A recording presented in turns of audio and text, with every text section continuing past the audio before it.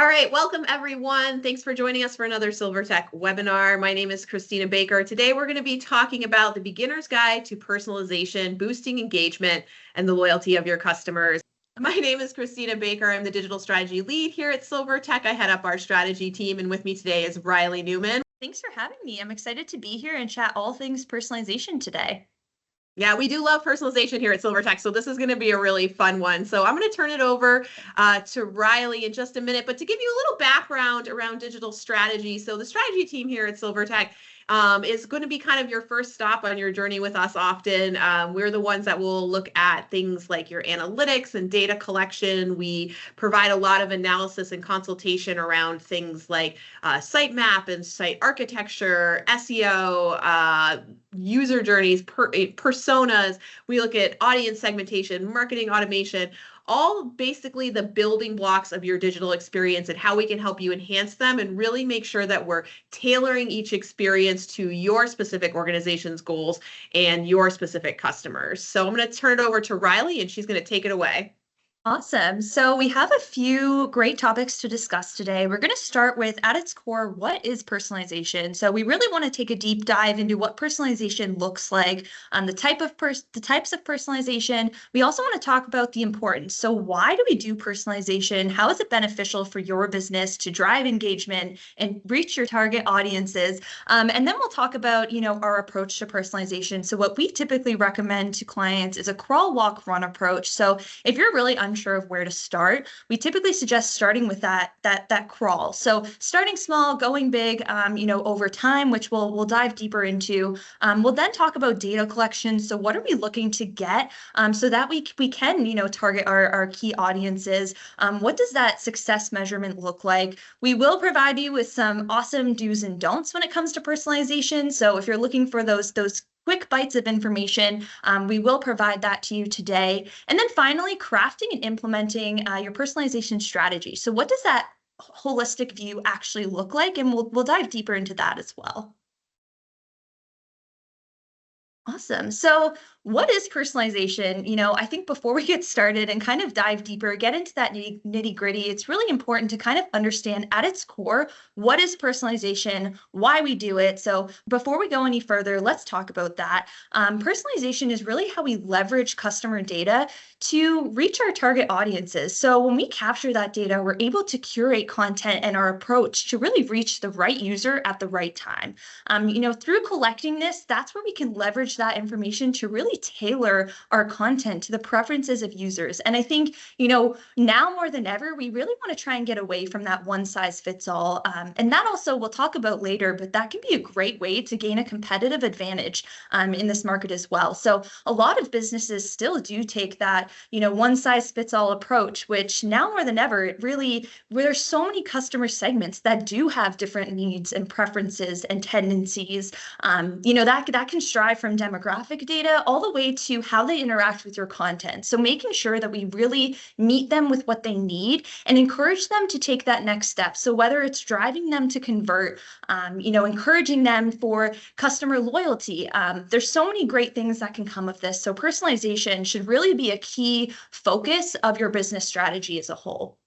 Yeah, and I think it's so important, Riley. You bring so many good points when you look at the types of personalization here. I think, when we think about it, even just 10 years ago, 15 years ago, personalization was really about email segmentation, right? Yep. We read email segmentations list. It was just email. That was sort of it. Now, because we have so many different avenues for data and data collection, we're able to use and manipulate that data and gain insight out of it to do things like content personalization on a website at sort of a more beginner type level, even easier types of content personalization, to the point where we're now seeing some of our clients use that data to craft entirely new products and product recommendations. So the amount that you can do when it comes to personalization, the sky is really the limit. Absolutely. I think that's a great point and great segue too into the types of personalization because, like you just mentioned, there's so many different avenues you can take to really personalize and reach your target segments. Anything from email personalization, which was a core, a few years ago, to now where you can do search personalization. So, if you have customers coming from a certain location, maybe we cater what shows in search results to their needs based on where they're located. Things that, even with when it comes to e-commerce, thinking about how can we present and target them based on what they've done, what they've purchased in the past. Are they looking at different products and we want to encourage them to make that purchase. So it's all about really how do we get them to that next step. And that starts with also defining your business goals, because if you don't have those goals defined, are you looking to retain customers long term? Is that your focus? Are you looking to increase sales? Are you looking to, optimize your email reach? So I definitely think understanding those goals, and then that's how you can leverage these types of personalization for sure. Yeah, and I think it's important too to think about your goals really holistically. Riley just touched on some great ones around, driving revenue, increasing customer loyalty. But what about operational efficiency? What about innovation? Those are also goals that personalization can really start to support. What about measuring ROI or attribution? Right. Personalization can support those goals as well. So it's important to think about it really sort of like what are our goals in terms of for our customer experience, but then also what are our internal goals that this can help support. Absolutely, for sure. And I think that segues or moves nice into, our next point that we want to talk about, which is the importance of personalization. So why do we do this? And I think there's so many different areas or points of importance when it does come to personalization. Again, some of these may align with your goals, some of these may not, but at its core, there's so many great outcomes that personalization can provide for your business strategy and structure.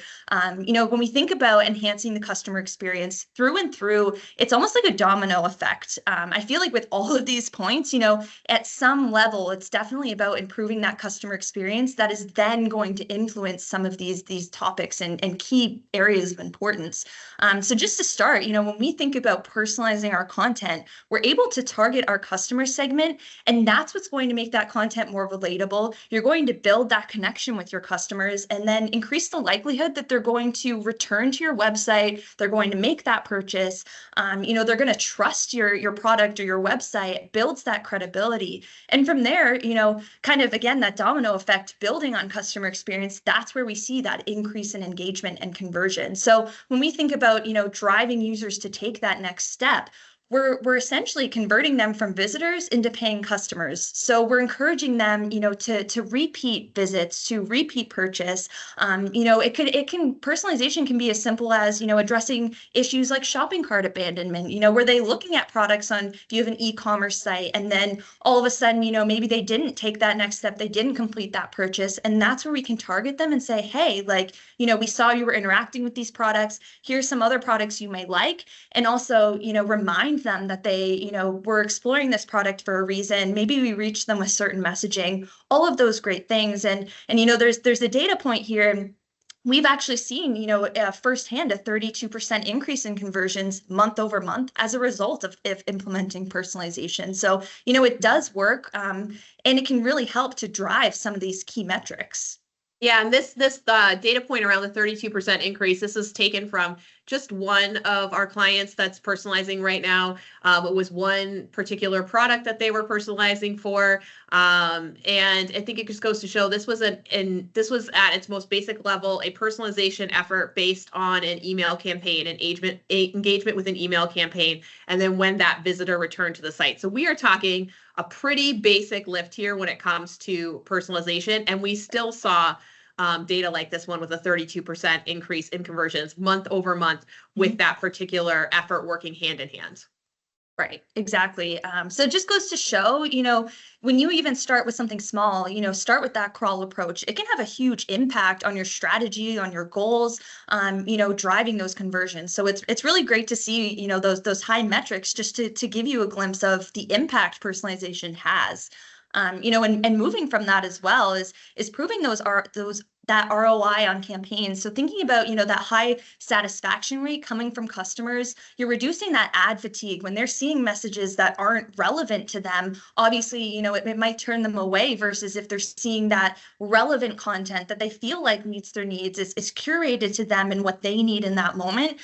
They're more likely to stay engaged, and ultimately, you're going to see that ROI long term. It contributes to that. So definitely another area of importance as well. And then obviously, that customer loyalty and retention, we talked a lot about this, not to sound like a broken record, but definitely thinking about, that satisfaction, that enhanced digital experience, that all leads to, that level of trust and credibility. So you're going to build that loyal customer base. They're going to return to your website. They're going to want to repeat purchase, and it's going to ultimately promote that long-term success. So definitely through that deep emotional connection, you're able to build that customer relationship that maybe you wouldn't if you are using that one size fits all approach. And then from there, I think I mentioned this before too, Christina, but that competitive advantage in the market. So if you look at other competitors in your market landscape, and they are using that one size fits all, they are putting out generic content that supposedly is supposed to accommodate all these different customer segments, it's not going to have the same effect as if you're able to target your content to the right user at the right time. It's going to make those customers feel valued, feel, that they're being seen, that they're seeing relevant content that fits their needs. So overall, at the end, of all these points, kind of a shared theme or point of, what they have in common is really thinking about, the customer is going to feel valued. They're going to feel seen. It's going to build that connection. And ultimately, we're going to see those results, like that 32% increase. Yeah, and it's so interesting because these are things that are happening almost on like a excuse me, almost on like a subconscious level, Mm-hmm. right? Like I don't know, I don't necessarily think to myself, "Oh, I feel really seen because, William Sonoma saw that I bought Yep. this pan and thinks that I now need this other tool." I don't think that on a conscious level. All I know is I got this pan and I realized I needed something else to go with it. And before I even realized that, they sent me an email trying to say, "Hey, do you want this as well?"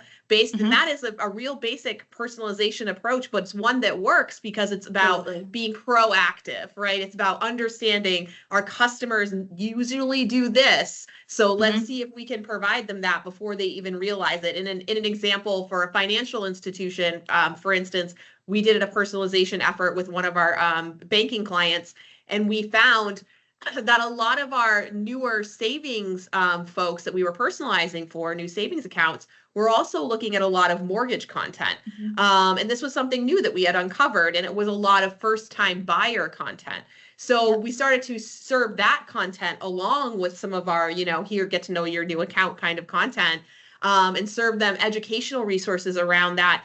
And we saw a lot of good engagement there. And that's where the customer loyalty starts to come in, because it's not a For sure. conscious, "Oh, they understand me." It's more that we understand what you're looking for next, and we're going to start to Yep. give it to you maybe even before you realize you're looking at it, so that you'll be in the habit of coming to us and opening those emails before you even, think about it. And then when you do think about it, we're top of mind.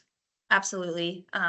No, I think that's a great point. Is it doesn't always have to be, I'm consciously aware that they're targeting me and I feel valued. It kind of just happens organically, and I think that's so important. And that's how you kind of almost build this loyal customer base in the background, just by doing these things and without even some of your customers realizing it. So Yeah. definitely a great point there as well.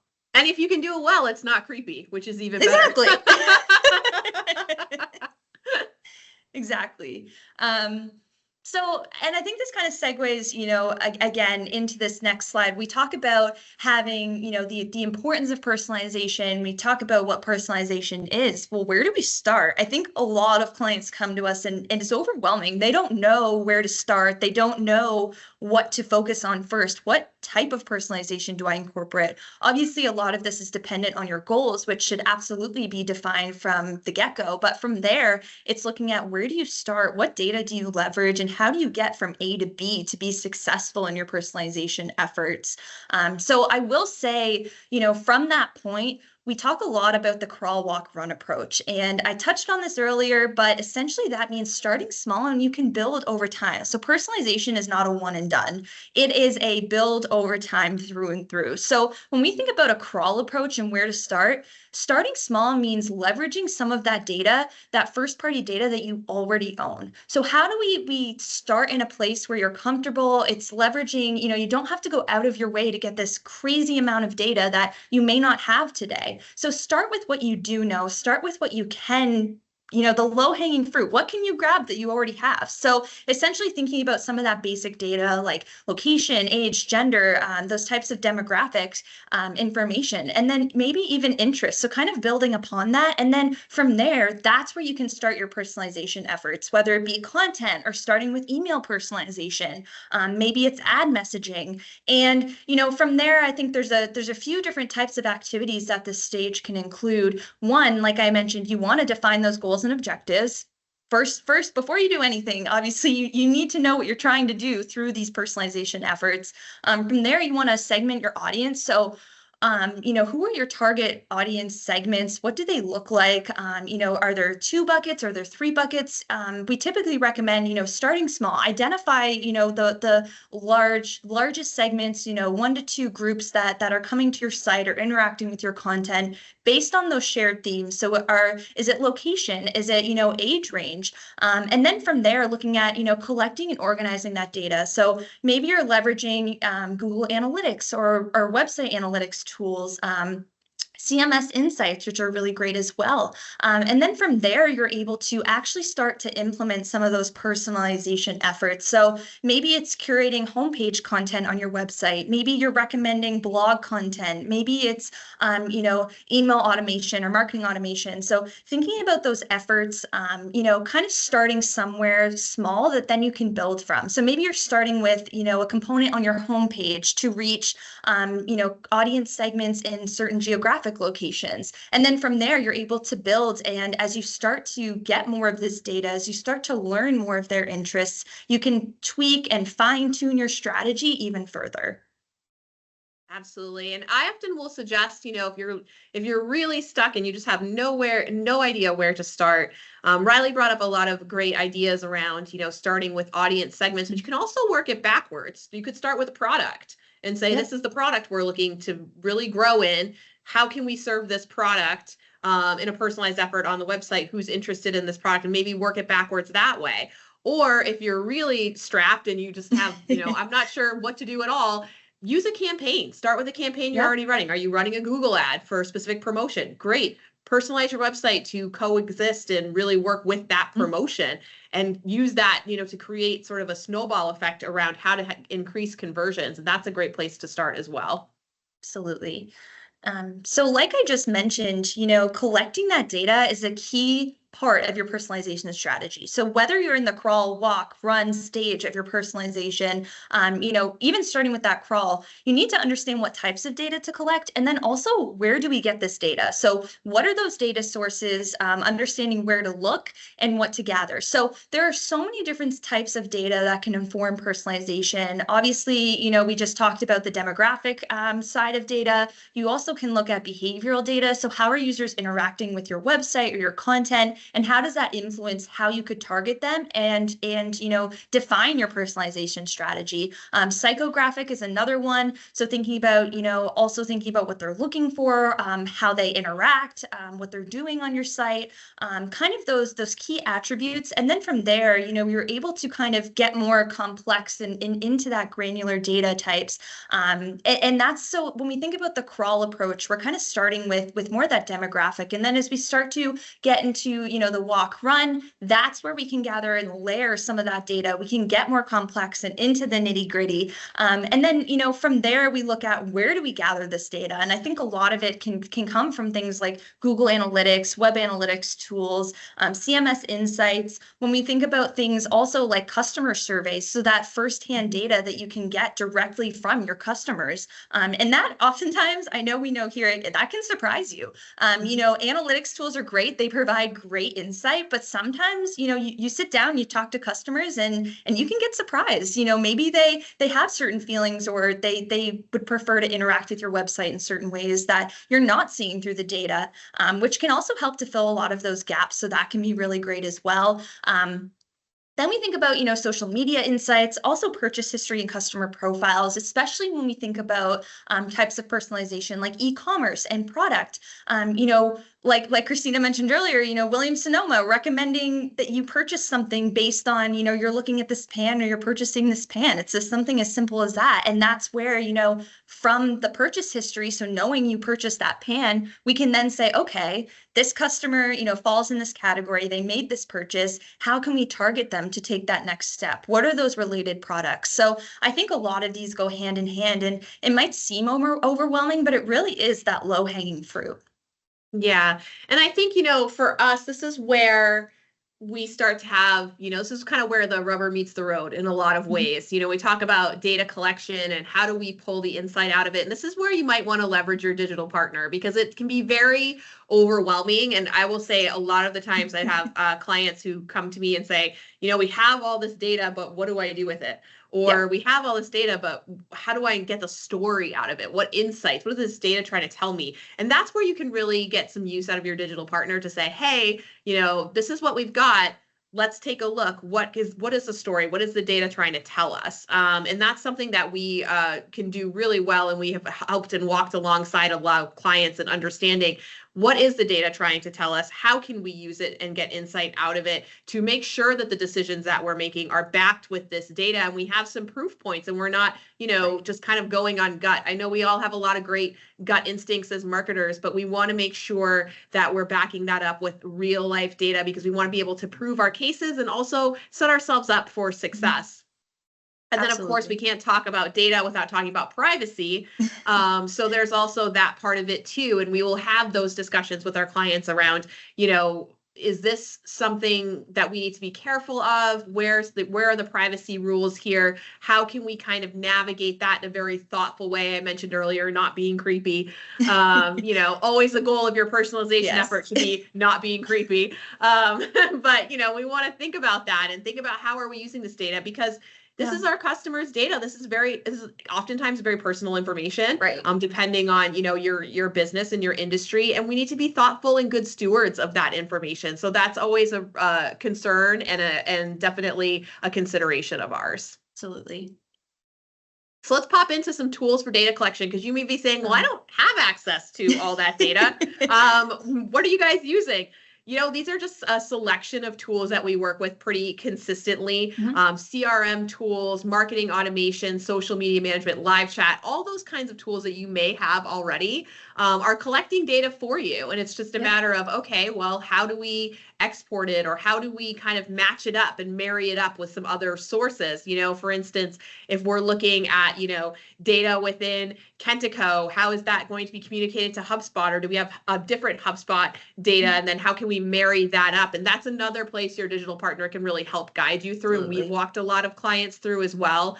Or you may look at this list and say, well, I don't have any of these. And that's okay too. You probably have Google Analytics, right? Most of us have Google Analytics, and you can get a lot of great data out of GA4. You really don't have to have a full stack of MarTech that you're spending tons of money on in order to get good insight. So we always say start with what you have. Let's take a look. How can we get what we need out of it? How can we start to use the tools we already have? That's a big passion of mine.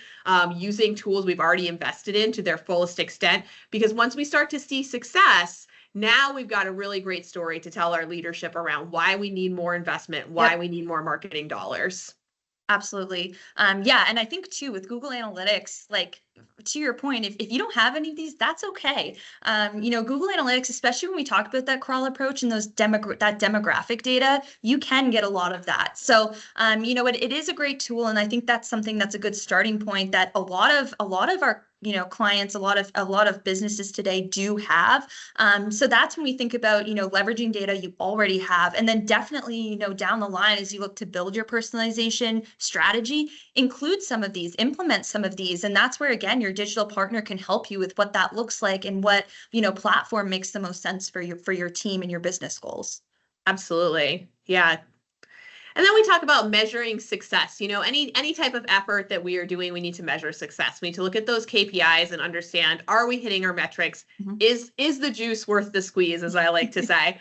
So we want to look at tracking impact. What are those key metrics? Is it going to be, you know, a conversion metric? Is it going to be a net promoter score increase? Is it going to be a revenue increase? What are we looking at for measuring success? And that's something that we want to identify really at the beginning of a personalization effort. How are we going to measure success here, and what are we looking to achieve? From there, we need to revisit on a continual basis. You know, Riley mentioned it earlier. It is not a set and forget type of situation. We do want to revisit and make sure that we're continuously improving and we're testing things and making tweaks and thoughtful tweaks along the way to try to impact what we're doing in a very positive way. But something that's really interesting that I don't think a lot of people consider is that we can often uncover new opportunities during this effort. I mentioned earlier about how we had a client who was running a personalization effort around new savings account opening, and we found a high interest in mortgage. So that's something that's really interesting that we maybe wouldn't have uncovered had we not have done that personalization effort. And now we actually have, not only have we uncovered this new opportunity for cross promotion, but we have data to back this up around what are they looking at, what are they actually engaging with, and how can we best service them. Absolutely. So where do you get started, right? That's at the end of the day, it's like, okay, all this is great. What do I do when I get off this call? The answer is, you know, we really want to take a look at defining your target audience types and those personas. So thinking around, you know, how are we going to personalize? Who are we going to be personalizing for? You know, what are our business goals? You know, are we that's another great way to think about it. Identify one key business goal. We are looking to grow in this area with this product or in this particular segment, and then define the target audiences for those goals. Really want to start with maybe 2 or 3 to get started. We don't want to go crazy here because when we think about all that goes into a personalization effort, even at its most basic, we're talking about, you know, a strategy piece, data collection, a content lift oftentimes. So we want to think about it very thoughtfully and really start small so that we can then prove out the value and scale from there. So using that behavioral data is likely going to be your easiest way to get started because that's the one we all have. You know, that's the GA4, that's what we all have. So using some of that and just sort of starting very small and dipping our toe in is going to be the best way to do it there. As far as our don'ts are concerned, you know, don't do too much too soon. We kind of talked through that. And don't make it too restrictive. Something we've seen as a pitfall has been when folks will sort of make the rules of personalization a little bit too strict that we don't end up casting a wide enough net to really prove out the value of the effort. Yeah, I definitely think there's that sweet spot of, you know, we want to personalize, we want to reach the target segments, but to that point, I think, you know, we want to make sure that it's also attainable. We want to see, you know, we want to have those metrics to prove that, and to see those, you know, we can't make it too restrictive. So I think that's a really great point as well, and definitely a consideration and takeaway. If you take anything, you know, from this webinar, this slide's a great one. So Absolutely, absolutely. So we kind of talked through, you know, that successful personalization effort. What does it look like? It starts with that strategy phase, really understanding what are we trying to do here? What are we trying to achieve and how are we going to do it? Then we go into that implementation phase. Let's get it set up. Let's let it run and make sure we're giving it enough time to run. That's another pitfall that we've seen is some folks don't really give it enough time to prove out. And so we want to make sure we're giving it a nice amount of time, depending on what your goal is. I can't tell you, you know, let it run for 6 months. I don't know. It would really depend on your goal and what we're personalizing for. Like, for instance, if we're personalizing in conjunction with a digital campaign, a Google ad campaign, it should mimic maybe that life cycle, perhaps even a little bit further, just so that we're continuing sort of building on that momentum. So that can really vary based on how long you're running your campaign for and whether or not it's for a specific promotion or maybe it's a specific product. And then that piece also becomes that review side of it, really understanding, what is working here, what is not, how can we refine these efforts, what can we try instead. And when we really enact a personalization strategy, you're going to collect a lot of sort of ancillary data that's going to help inform that review and refine stage.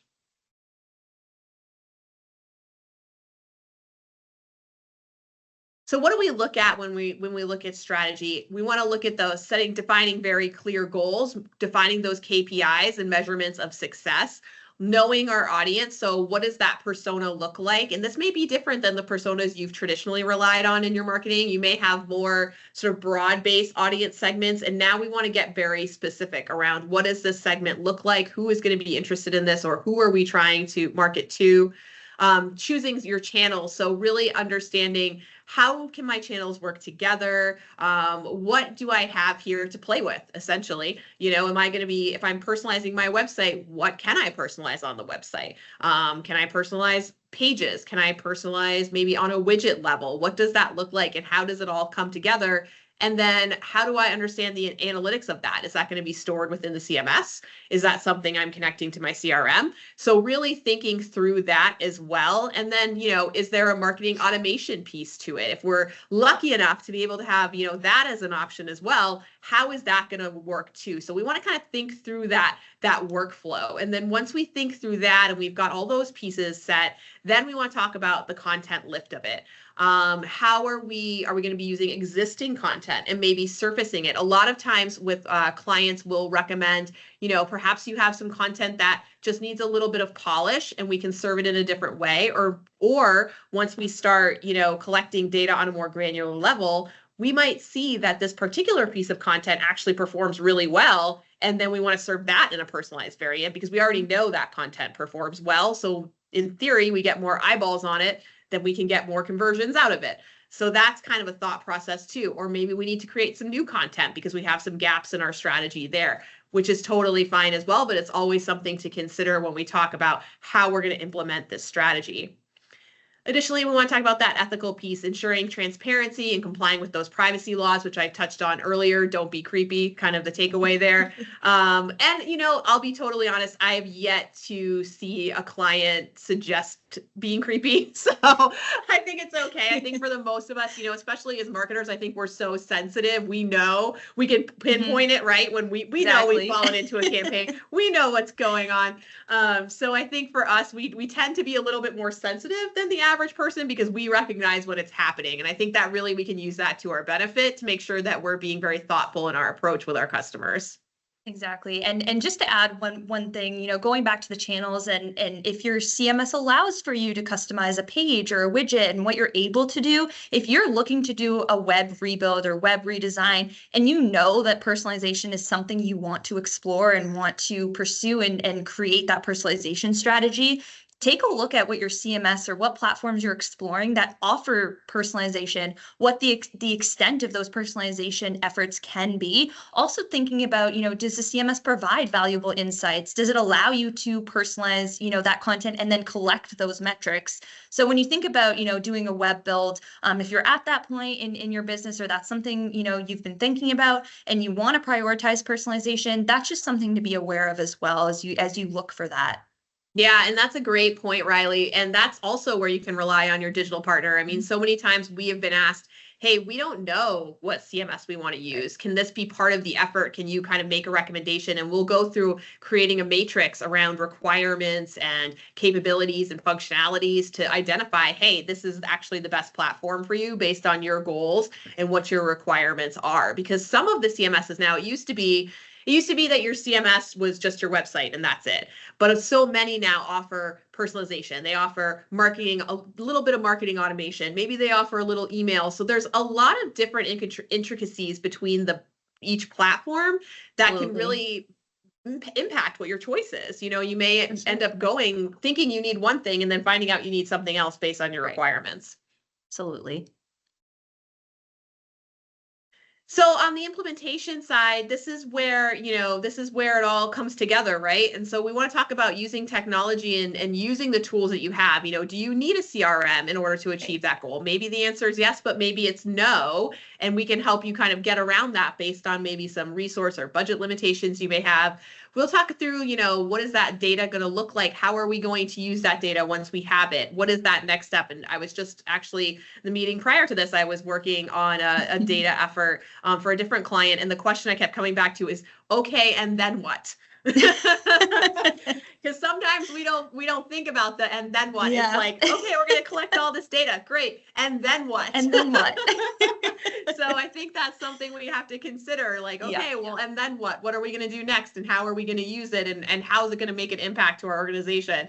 And then we want to talk through like that testing and optimizing. We can guide you along, how are we going to do A/B testing? How often are we going to look at this strategy and reevaluate whether or not it's working? Is it a monthly thing? Is it a quarterly thing? And again, that can depend on what your timeline is for the effort. And then we'll also make sure that we're tracking those KPIs. That's something really key that you want to be making sure, because if you're saying, this is a really important metric to me, but there's no way to track that metric, you're going to have a gap there that's going to bother you. So let's make sure that we're collecting data that's going to track those measurements of success.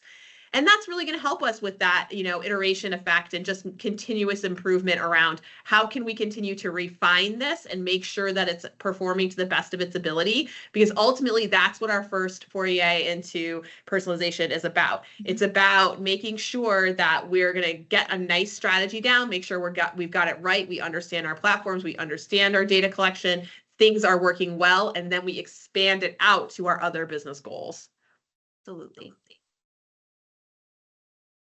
So that kind of wraps it up for us, as if that's not enough information for you. But obviously, we're always here for questions, feedback. We put a couple QR codes here. My LinkedIn, Riley's LinkedIn. Definitely reach out to us. We always love chatting the stuff. We get super nerdy on it, so definitely reach out. We have a wonderful white paper, Pitfalls to Personalization, which kind of goes through a lot of the issues that we've seen come up and some common pitfalls that you will want to avoid. So definitely download that one, because you're going to get a lot of great information out of that. Awesome. Well, thanks everyone for joining us, and we'll see you on the next one. Perfect.